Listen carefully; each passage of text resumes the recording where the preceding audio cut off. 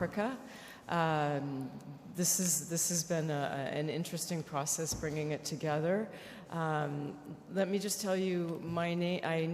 I see people in the audience that faces that I know and faces that I don't know. So just to tell you a little bit about who I am, my name is Karen Marin. I am one of the advisors and the key contributors to Excensional. And if you don't know what Excensional is, if you're here at Excense and you like Excense, then you need to come on over to www.excensional.com, which is the extension of what you have here in content, where we have articles that where we interview brands and perfumers and retailers, business concepts. And I'm always on the lookout for interesting articles, interesting things happening in the fragrance world. And this is kind of why we're here today, because in reading my 50 articles a day, I came across one about this gentleman here, who's going to present himself in a few minutes, because he's from Nigeria, and he had a collection of over 1,000 fragrances. And I read about him and I thought, are you kidding me? I mean, there's a story here. And so I contacted him, I wrote about him. He created an experience studio. Well, I don't want to tell your whole story, but anyway, he created an experience studio to bring niche fragrance to his country. And then he opened a boutique. And so it got the wheels turning that, there's really something going on in Africa and we need to investigate this market.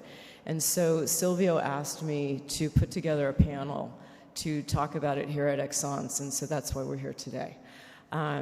So with no further ado, let me turn it over. Let's start with Femi, so he can tell you a little bit about who he is and what he's doing, and then we'll go to Francois, and then we'll go to Mariam. Go. Okay. Good morning, everyone. Yeah, my name is Femi Olushola. People usually call me Sende. My middle name is Sende, actually. So my business name is Sende Signature. Now, all that happens to me happened through passion. I wasn't set out to sell. I was just enjoying myself, buying fragrances, But, at some point, it's like the number of fragrances that I buy or the quality that I buy, I couldn't even get it in Africa. I had to travel, simply to go and shop for fragrances. My taste was getting bigger and bigger and bigger and bigger. And it started like 40 years ago. I started collecting since 1982. I may look like a young boy, I'm actually 60. So, I started collecting since 1982, and, they keep growing and growing. If I haven't been giving out my fragrances, I'm sure I will have over 3,000 now, because as at 2004, I had over 1,000 at that time. But something happened to me then. My wife came up with, you are buying too many things, something is wrong with. I actually thought something was wrong with me. I thought I was sick, I had to, check myself every time, beat myself in the corner. What's wrong with you? Why are you spending so much money on this? But I couldn't stop, right? It makes me so happy. Anytime I smell something nice, I just want more, right? So, at that 2004, I had to give out everything. Like, let me detach. Let's see if something is wrong with me or not. So I gave everything out, and I started all over again. Now, the point I'm trying to prove now is, okay, fast forward to pandemic, so that we will not delay everybody. Fast forward to that pandemic. We have free time. We all sit at home doing nothing. And boom, I went on the Instagram. I saw some people, Joe sent me, Mr. Cologne, Dev Bunker. They have perfumes. They are happy exhibiting whatever they have. I was like, I ran to my wife like, see, I'm not sick. I'm okay after all. I'm very, very okay. See these guys. They have less than what I have. And they're happy showing it off. So I opened a page. Put the perfumes on the page. Talk about it. But the response was massive. I suddenly realized I have people like me in the country. We have people that are far even worse than me in the country, that have the passion for the craft, not just the mainstream perfume, but for the niche perfumes, right? So, you know, people book appointments to come to my house for their birthday. You know, they come on Sundays. The house practically became a mecca. So, you know, we had to come up with, my wife said, hey, you can't be bringing strangers to the house every time. We need to get a place for them. So we got a place at the Oriental Hotel in Lagos. And, you know, people will book to come and just to experience and smell the perfume. Now, all this happened within a very short time. We were having so many requests and so many people coming. The point I'm trying to say now is, you see, in Africa or in Nigeria, from where I came from, we are very passionate about what we like, right? As I speak to you, someone in Odyssey that came from Africa, from Nigeria, he got here yesterday just to, not just listen to me, but to see other fragrances that is there. This guy, he will come to my store every week, at least every week, and buy perfume worth maybe, in my Naira value, I'll be saying maybe 5 million. 5 million is about 10,000 pounds every week. And they keep collecting. So the moment I say, oh, I'm coming to Italy, he said, you have new perfumes there. It's like, you know, the hunger for the thing in Africa is so much, but, you know, we do not have a lot of the brands with us over there.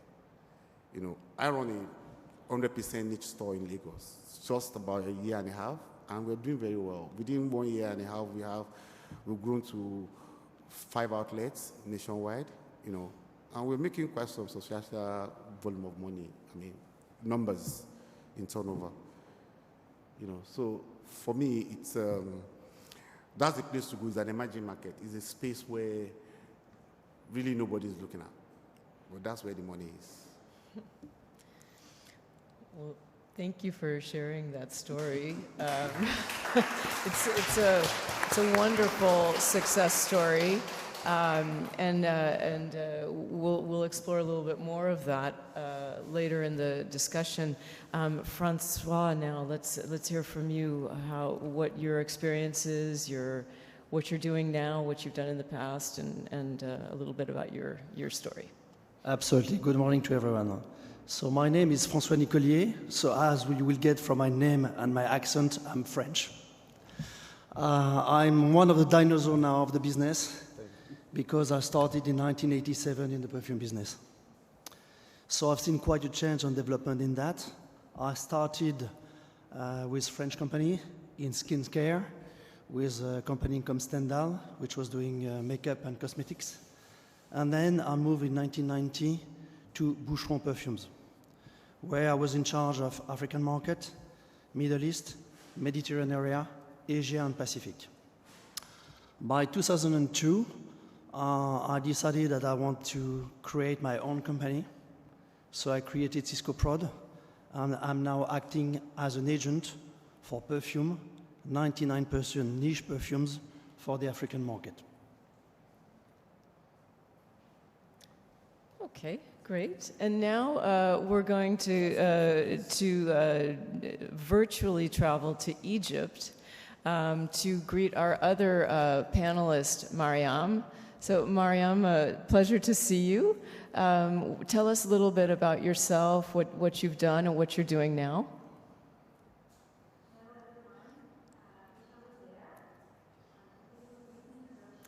Mariam, just a second, we try to increase the volume. Just a second. Okay, go on. Okay. Go on, Mariam. Okay. My name is Mariam Habishi. I'm the managing director of Perfumery.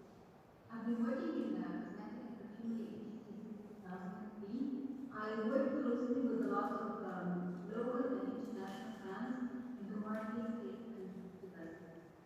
In 2007, I studied the DSCM program, which is the Paid Fragrance and Cosmetic Masters in Versailles. And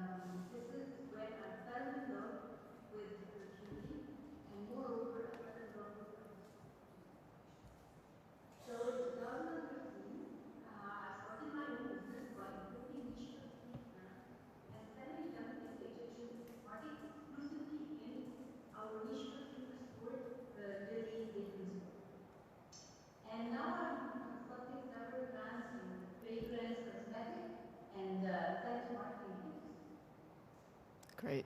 Thank you so much. Okay, we're going to just do a very quick overview on the retail landscape in Africa. Here we go. So, Francois, I thought that you would be, because you have so much experience, that you could tell us a little bit about what you see in the landscape of retail. It's quite varied. Absolutely. So Africa has changed a lot over the years and is getting better and better. And actually, I started to come over to Excellence. I missed the first edition, but I came to the second one. And I was already had established this co-prod, and I was already agent, and I was trying to convince brands in the niche sectors or the artistic perfume that there was a market in Africa. To give you an idea, in those years, big companies like Lauder thought that in Africa you had only the Maghreb and South Africa. There was nothing in the middle. For me, I had the experience of Africa because through Boucheron, having an agent which was doing the job that I was doing, have been traveling to Africa. So I saw the shops. I saw the change, and I saw the fact that the people in Africa, which is normal, wanted to have the possibility to find perfume in their own country at the right price. So I was coming over to Excellence, like you all do, and visiting some brands, and saying, hello, I'm Francois Nicolet, great, what is your backup? So saying what I did in the past, and say, I'm here for Africa and mainly Nigeria. But there is no market in Africa. There is no market in Nigeria. I say, look, here are the photos I took. Do you know that in Lagos, for Porsche car, there is a 3-floor building? Is there one like this in Paris? No. In Italy? No. So, it's like, for example, when I was taking care of Asia, I went to Bangladesh. People told me there is no market in Bangladesh. And I went to a building where you had the small department stores with watches, with fashion, with perfumes. Everywhere in the world, you have people which are interested by perfume, and especially in Africa, because I think that perfume is part of the African culture. People are spending a lot of money, saving a lot of money, to be able to have an extension of themselves in the perfume. So, regarding the distribution, department store, there is hardly a few in Africa. The only place where there were some was South Africa. And it was South African department store. Because due to apartheid, all the major foreigner groups couldn't enter in South Africa. And in those department stores, you saw like what you see at Harrods or whatever, a variety of products, including perfume. South Africa has changed because, unfortunately, with the crisis, economical crisis, 2 major players in the department stores went bankrupt. So what you've seen now in South Africa is the emergence of independent retailers and the building of artistic niche perfumery shops. Globally speaking, not to be too long on that subject, I would say that in Africa I saw the change. And one of the things I'm looking at in Africa is the emergence of malls and also the arrival of Nespresso boutique for the coffee. If I see a Nespresso in my country, say, uh-oh, things are changing. All together with the pay TV, these are for me the first indication points which shows that the market is starting to be ready for the fantastic niche products. So with the emergence of malls, you have also some distributors. We have some old distributors. We have some newcomers, like Femi over here. The market is changing a lot. You see the state of the roads, you see the shops, the merchandising style, the brands which are here. Africa is moving up because Africa don't want to be considered what was the past other 3rd or 4th type of country. It's not. You have educated people, you have people working, you are developing yourself. So be proud of yourself and move on. Thank you. Thank you. I think we'll pass over to a discussion a little bit about the consumer. And why don't, Mariam, why don't you start by giving us your opinion on the consumer in Egypt? And I know that when we talked on prior calls, you were telling me that you noticed that they've been into mainstream brands, but that there is a huge curiosity about learning about other types of fragrances such as niche and artisan. So tell us your experience on that.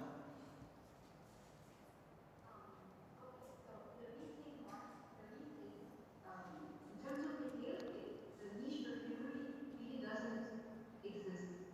So there's a lot of potential that can enter the market and you can talk to the consumer. However, um, let me so what I want to say is that the market for the niche perfumery is underdeveloped, and there is a great potential to enter the market as consumers are accepting niche brands, and not only in artistic perfumery, in other brands, in other products as well. They are accepting to pay more to be different and unique. They are accepting to pay more to get better quality. And this is why I think that there's a very, very big potential if you have patience for it. Give it time, educate people, talk about the brand, talk about the history of the brand itself, the history of the perfume itself. It makes a difference. People listen. People want to know. People want to know how to make a perfume. They don't know. They don't have a lot of information about the perfumery industry, but really underdeveloped even in the knowledge of making a perfume.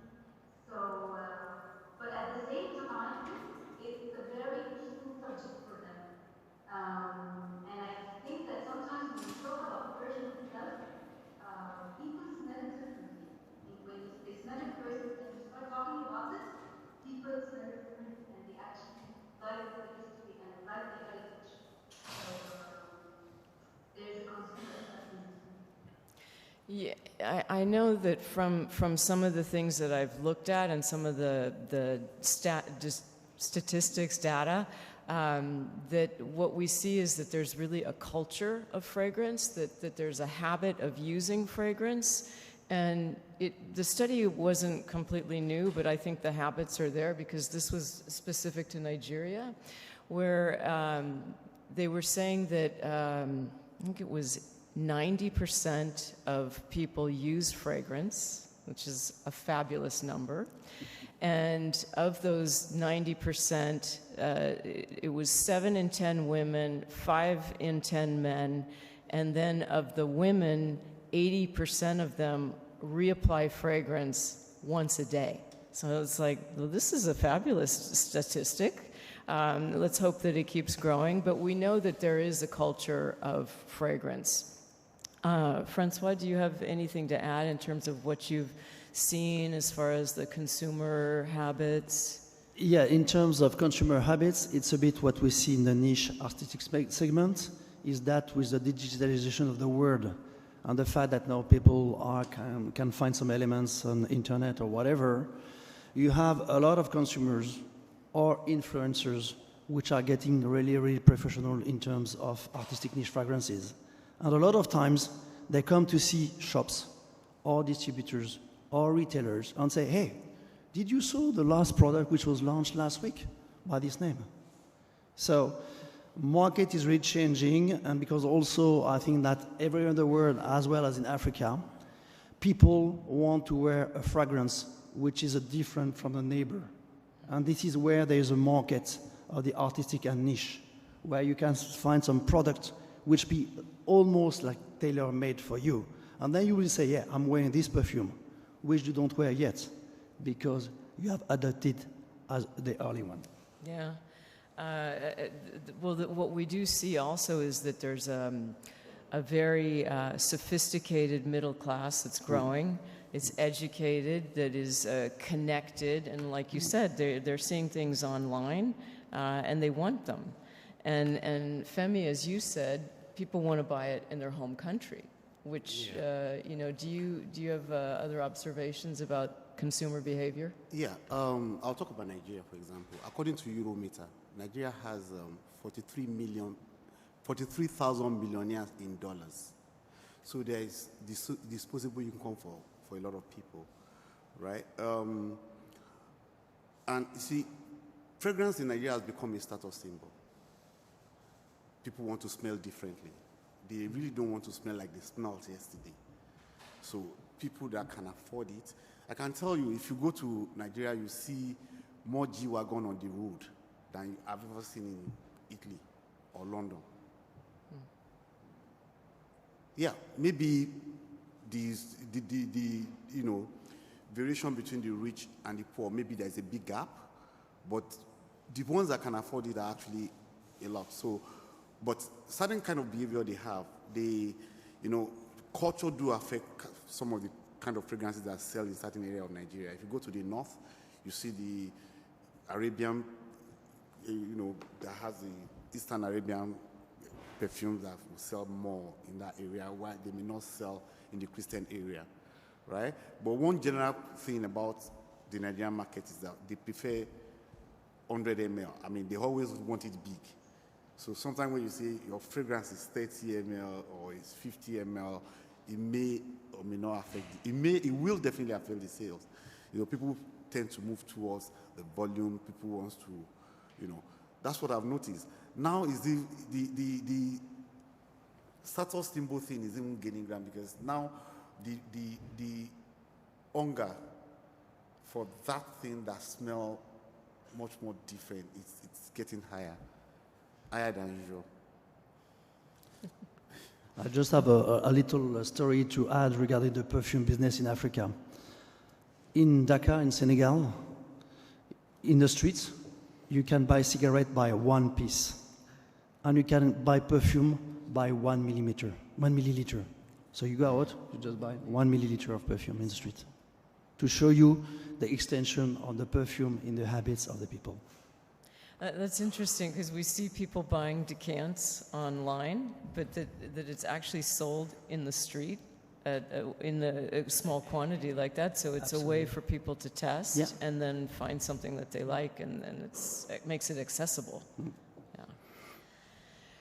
I think now I want to move on to a discussion on some practical experiences. And Mariam, I called it the 3 Ps, because when we had our pre-call, everyone had a word that was started with a P. So for Mariam, it was partnerships. Francois talked about patience, and Femi talked about passion. So Mariam, let me turn it over to you to talk about building partnerships and the importance of it in the African market.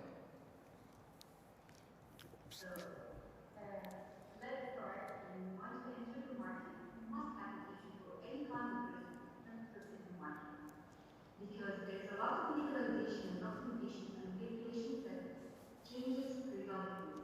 And you must have someone in the market aware of all those changes.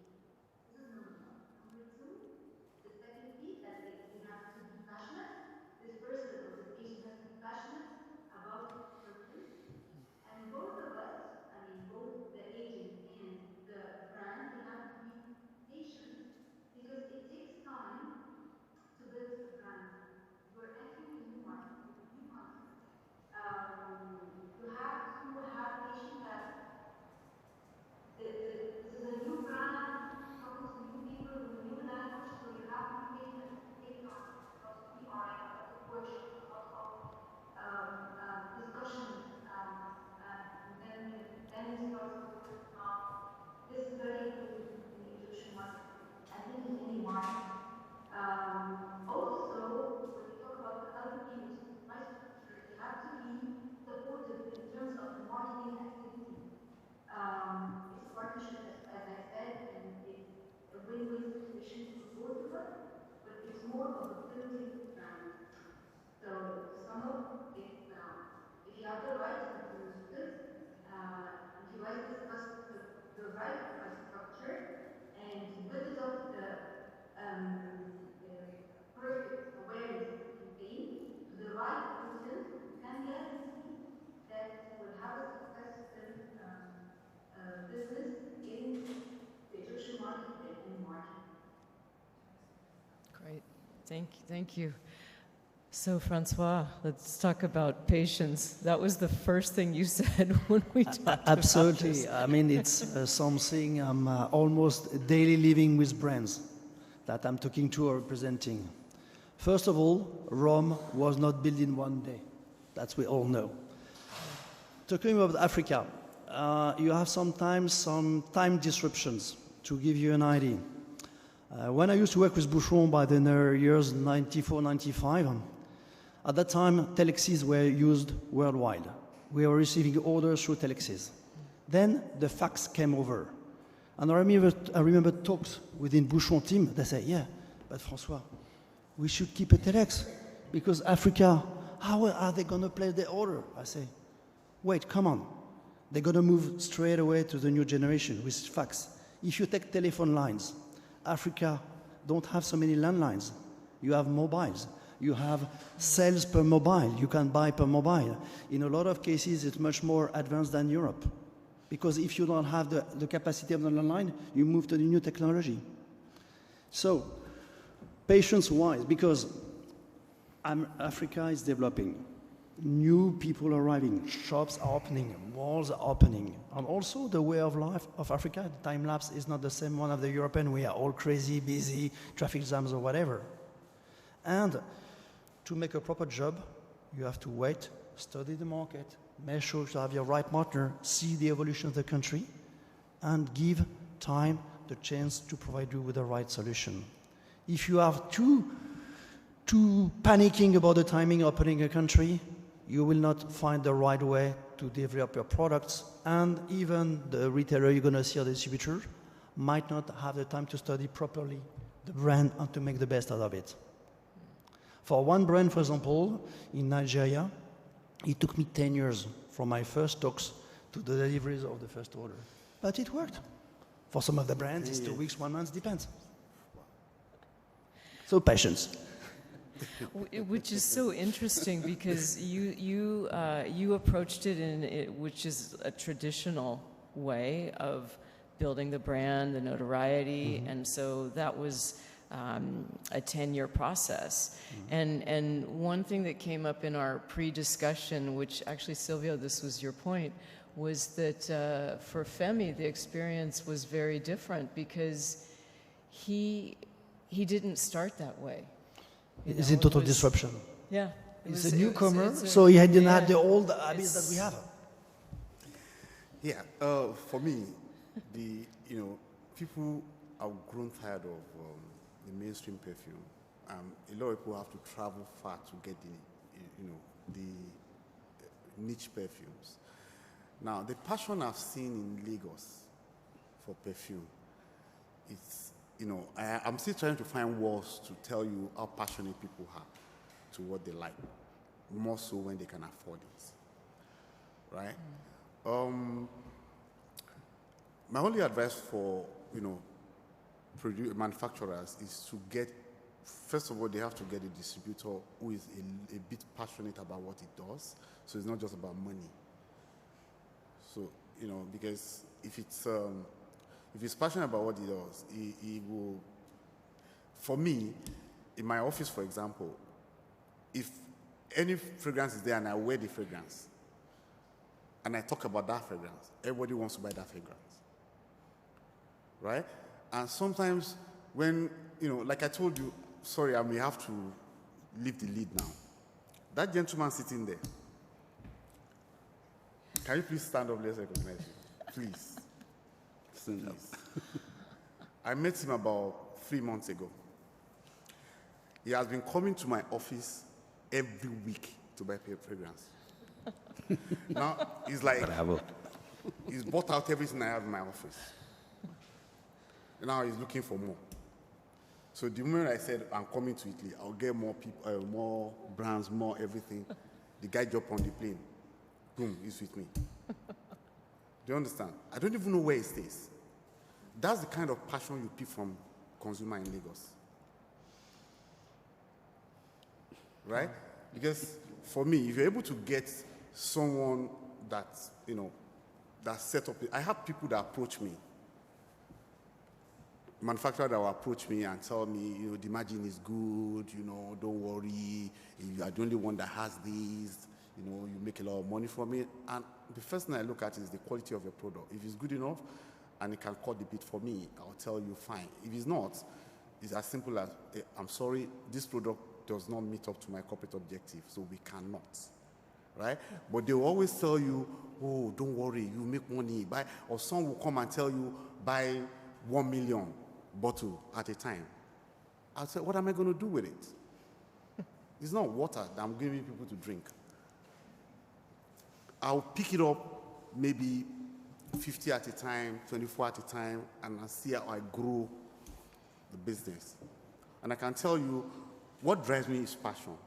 What drives my business is passion. I've only been in the industry for less than 2 years, and we've gone very, very far.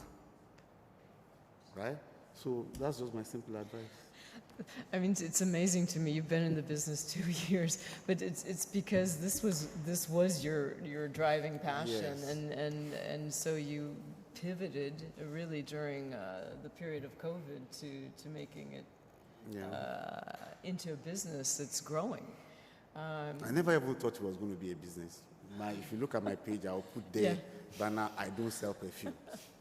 But the demand keep coming. People that come to smell perfume wants to buy it. Of course. At the end of the day, they were buying even a quarter bottle, half a bottle. They're ready to pay anything for it just to have it. It's amazing, amazing story. Mariam, let's go back to you.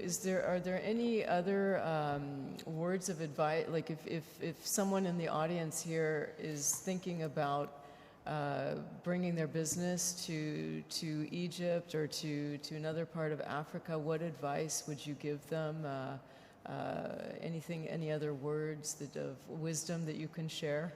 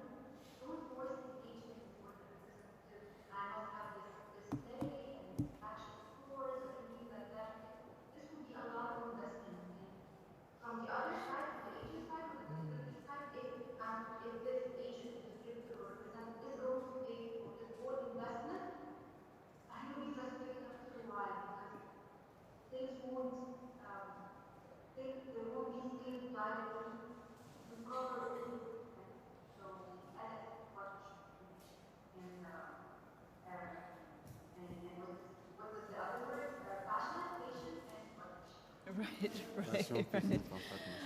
Francois, any other point? From a brand point of view, I would say, first of all, try to be creative, try to be yourself, try to be different from the others. The emergence of niche and artistic perfume has been a big boom in the business generally. You see the effect by the big major players now having their niche segment of the perfumes. Because niche was built up on a concept to say, we want to have something exquisite with the best components out of a perfume. Try to be different, try to be selective in terms of number of pieces, in number of doors, and select what should be. It's better to be in one door in one town, to have really a partner who will build up with the customer confidence, than to be in 25 doors where you cannot control anything. So, in terms of the brand, say, create something good. Bring some patience, because if you don't have any patience, you will not be able to sell, because you will not be convinced. And it will not pass over to the agent, to the distributor, to the retailer, and then to the consumer. And also, the market is here, but don't try to be crazy. I remember another story. When I used to be with Boucheron, I had a boss who came from a different industry. And he said, look at India. Population of India, so many people. Okay.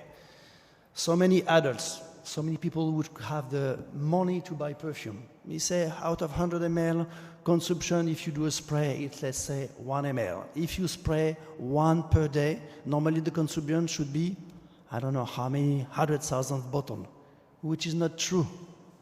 Because math is good, but reality of the market is another one. So in terms of a brand trying to develop its brand, in terms of projection and forecast, be careful. Be really on the low level. Otherwise, you will have said to your partners and to your banker, I should achieve 3 million first year. And you achieve 500,000 euro. And then you are in a hurry. You have no more patience, and you're putting pressure everywhere, and you're lost. Thank you for that. I know you have another point. Yeah. Yes. I'll start by saying nobody celebrates you for your similarities, but you are celebrated for your differences. So if you want to come, you really don't have to. There's no straight jacket for me. There's no straight jacket way to do it. There are several ways to do it.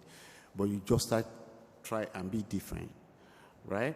Now, get a passionate distributor, probably get an exclusive distributor in whichever area you're going. Otherwise, you have issue with gray markets, competing with your products. So, it is what it is. Be passionate about what you do, like I always say, and try and come up with something that is different from what other people are doing. Maybe my method has been different. Maybe it fell on my lap. Maybe I never planned it. Maybe it just happened. Even to myself, ask me 2 years down the line, I'll tell you I can never sell perfume. I'm not interested. Right here, I'm here now, having 22 exclusive agreements with almost 13 partnership. Still counting. Right? You have to continue counting, because I have people that I can't satisfy anymore. It's like my shop is too small for some people, even in my territory. So that's my basic advice to people who want to come. I think I have one last question, and then we'll open it up to the audience, because this was one other point that we discussed in the pre-meeting, and that was whether is the Africa market ready for single brand shops. And I remember, Mariam, you had a gut reaction.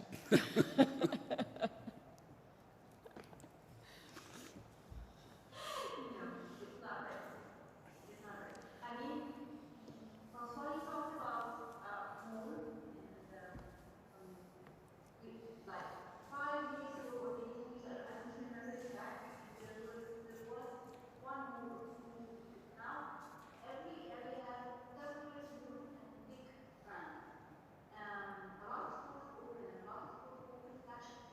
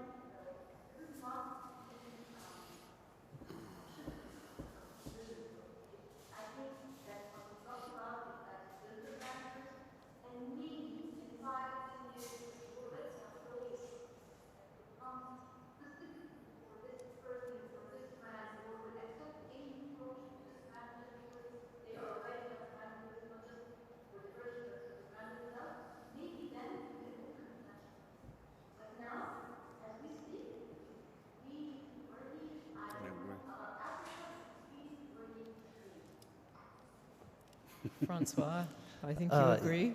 Yes, absolutely. The standalone boutique shop is a concept that a lot of the niche artistic brands or now even major players, mainstream player, are trying to develop, saying I have the full control from the production until the end user. It's a good concept, but a costly one. So I would say the only way it would work if brands are doing that in partnership with distributors, malls, and or retailer.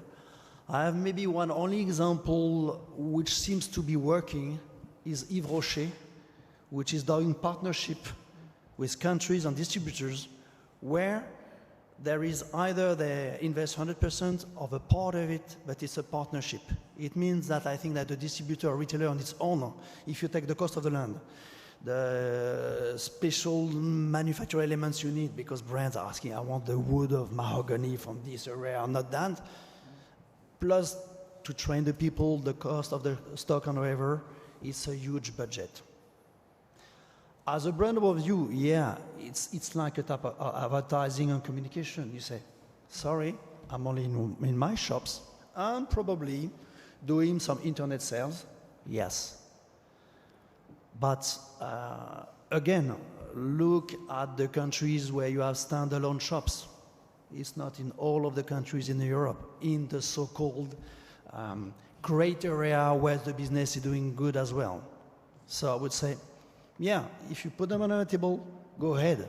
But also if you have a standalone shop and you have no one in your shop coming over, what is the effect in terms of image on your brands? So, up to you, man.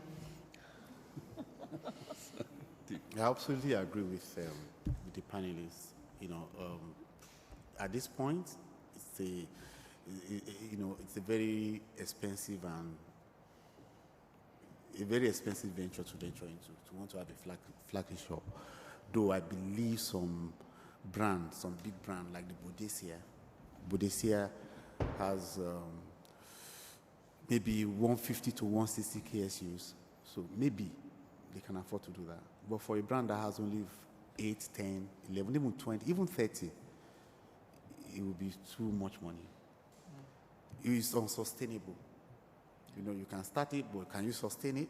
Pay the rent, pay everything, because it's not everybody that likes, for what I've seen so far in the country, people want to collect different brands. They want to have, the ones that are collector. Now, I've been able to, for something I think I've achieved in Nigeria, for example, is that I brought everybody from their shell. If I can come out from my shell, a lot of people have come out from their shell too. So they no longer see it as a problem. Or probably their wives have stopped worrying them, So it's becoming a little easier. But, flagging shop, I don't think the time is now. There is one alternative to that, which is now being developed by brands. It's personalization within perfumery, niche shops, where you have the back wall unit, which can be personalized, a standalone counter, or even shelf clips. It's already a start when you can bring attention to your brand and distinction. Not as costly as to have your standalone boutique. This is what is a trend at the moment, and with a lot of brands I'm taking care of now, there are a lot of merchandising possibilities where they send you drawings, because even now in Africa you have good people working, developing stands. We don't have to be in the past like we were shipping stands from Europe or from Dubai. Now it can be done locally. And this is where you can bring attention to your brand, much less costly and quite effective. Right. Okay. Go.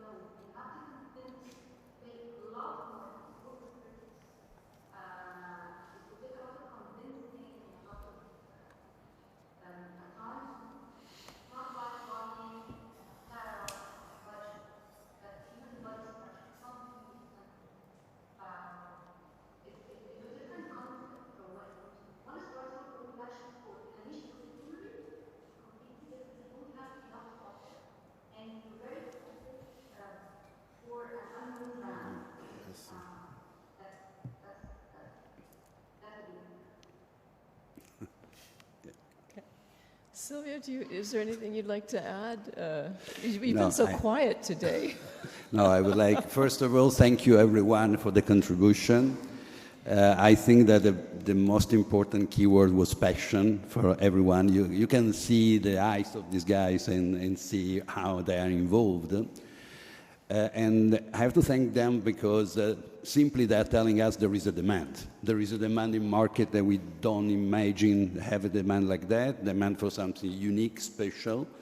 I think that maintaining a difference is so important. You know, I'm involved in that business since more than 30 years, so sometimes I'm the grandfather of niche perfumery, I don't know. But that's happened exactly the same in Italy. The difference in Italy was simply the fact that for a strange reason we have so many points of sale. So imagine that in Italy in '94 we had 15,000 doors in perfumery. And so we can select, let me say, 200, and that is less than 5%. And you can develop niche perfumery in a relatively high number. In other countries today, you have to build up a network. You need you need people capable to involve, to share the passion, and to teach. Teach is not like a professor. Teach is, please consider that a perfume is capable to give you an emotion, is capable to give a message, should represent you. It's not for everyone, so it's not the testimonial that you have to follow, but it's simply to find a perfume that represents yourself. And you need someone capable to let you to discover what should be able to represent as a perfume your personality. And that is like a library. So each of you select the authors, the printers, and then accompany people to discover something. So the joy for me is simply to see that I saw the story of the distribution worldwide that was jeopardized, that was present in some country. Italy was a different country for a lot of reasons, but I have not to spend so much time on that.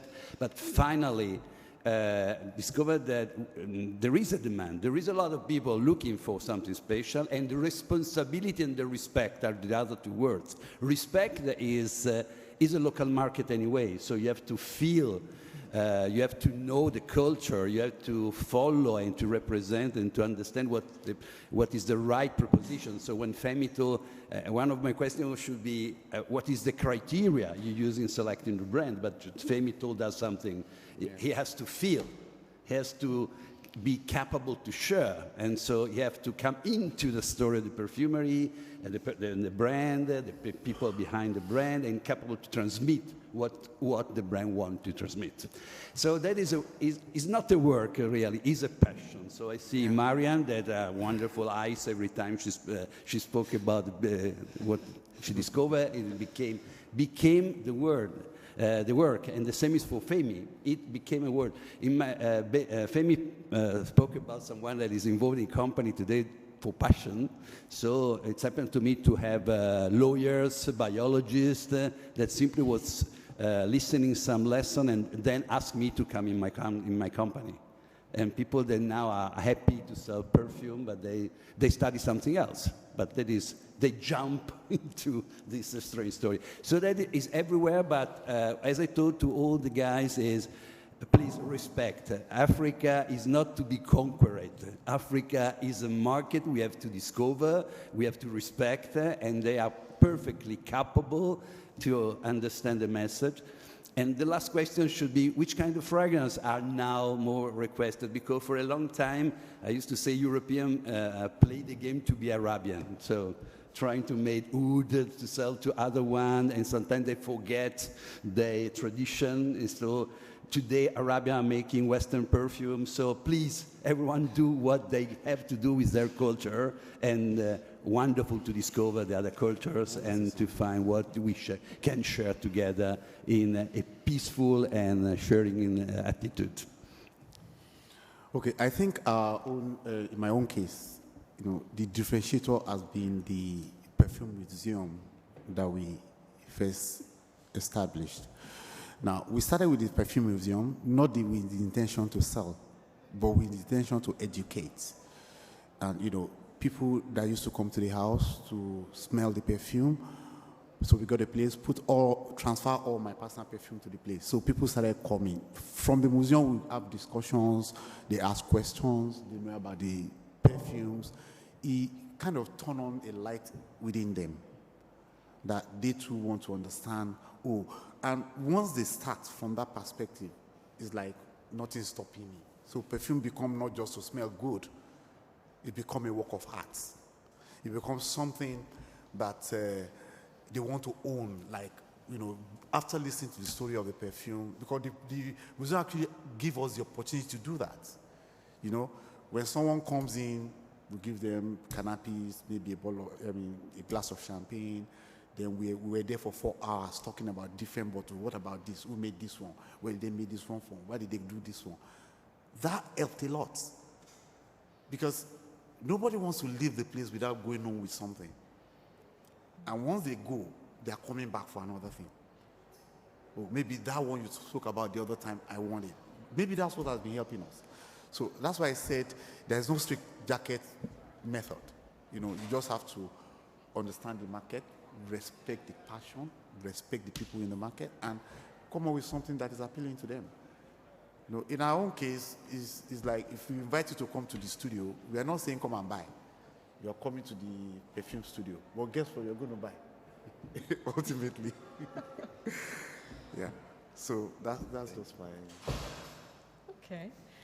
I think we're running out of time. So at this point, I want to open it up to the audience in case anyone has questions. If you have a question, there's someone with a mic coming right over right now. Hi, thank you for a fantastic panel. I wanted to follow up on Silvio's comment about kind of cross-cultural exchange rather than this Western or European view going to Africa to conquer. I would like to know what initiatives or what efforts are being made to have European know-how and bring up local artists or local perfume designers. I know Catherine Omai is from Lagos, and I know that there's another brand, Nigerian perfumer, Fumi Monet. Her brand is kind of getting out there. And then I think, at least for me, what you said was really heartfelt, is instead of thinking that Africa has to be made into a similar westernized market, but rather, you know, so many raw materials come from Africa. Personally, I want to know what the local flavors and fragrances are. Serge Lutin's Moroccan flavors are so popular. Egyptian oils are very popular, and I think people want to know more about what local scent culture is, rather than we don't need to say more same, because I think it's not creative. And I think, especially as an American, there's so much information and curiosity about diversity and inclusion. I think the time now, the zeitgeist is who is talented in Africa that we can bring up. So I would love to know if there's any efforts on that level. Thank you. If I have to answer to the fact that surely there is a fragrance culture in Africa, for sure, as Egypt have to teach us a lot of things. So starting from the wax on the head, from where the pharaohs get the perfume on their head and the hair, etc. And also in Africa, we are right, there is so many raw materials coming from there. What I study as essential, we're already monitoring something like that, but consider that there is a continuous movement that is between, for example, cooking and food.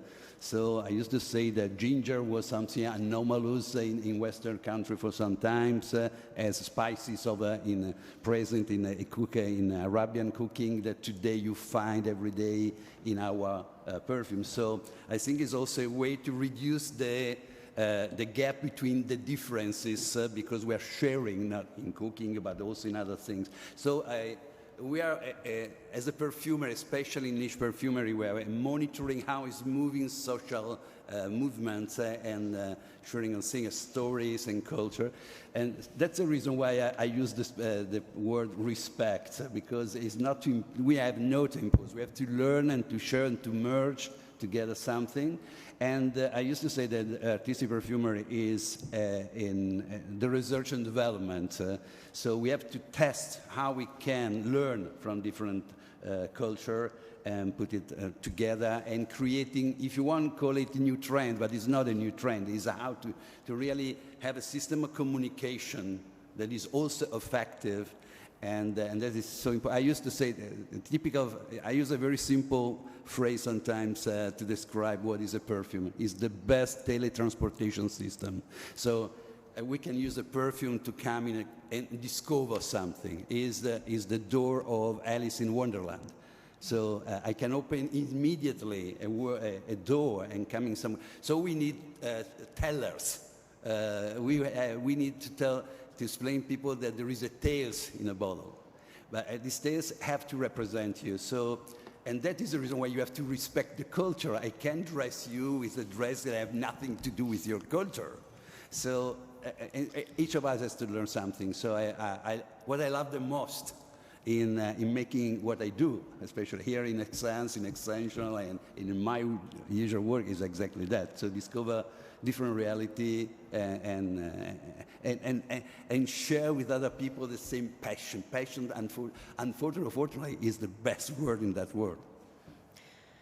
If I can just add one point to that, there is a lady in the room right now who I met who has African heritage, and her name is Maya NJ. And she makes beautiful fragrances that combine her heritage. Maya, please stand up. Stand up.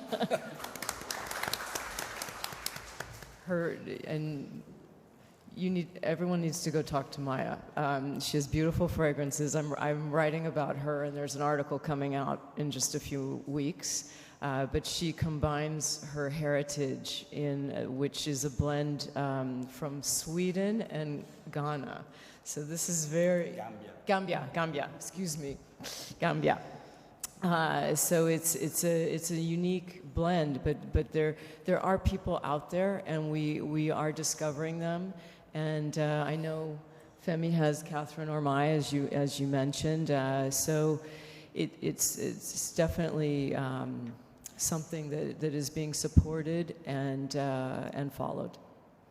Will me add another point again from my experience in the business.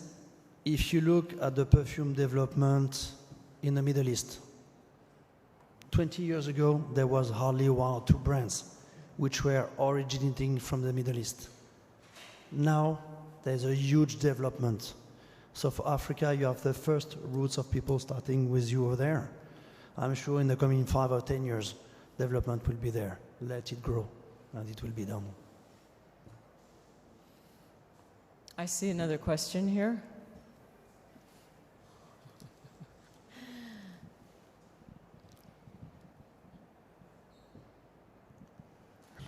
Good morning, everybody. My name is Amon from Tanzania. Anyway, before I ask the question, I came a little bit late, so I don't know this conference is all about. Who are there on the high table, and then I can ask the question. And the meaning of this conference is what about? I didn't know because I came a little bit late.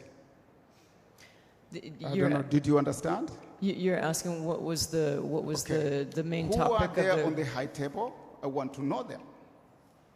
That's one. Oh, we did present ourselves in the beginning. Okay. And you must have missed that part. This seminar is what it's all about. What about this seminar? What we are learning? We are learning about what? I need in short, and then I can ask the question, or I can present something which I want to share with you guys. My business is, I'm doing beauty product for the past 40 years, up to now. So I want to know. I attended here. I didn't know if there is a seminar right now over here. So I just want to, in short, who are you and what about what we are doing here? And this conference is what about.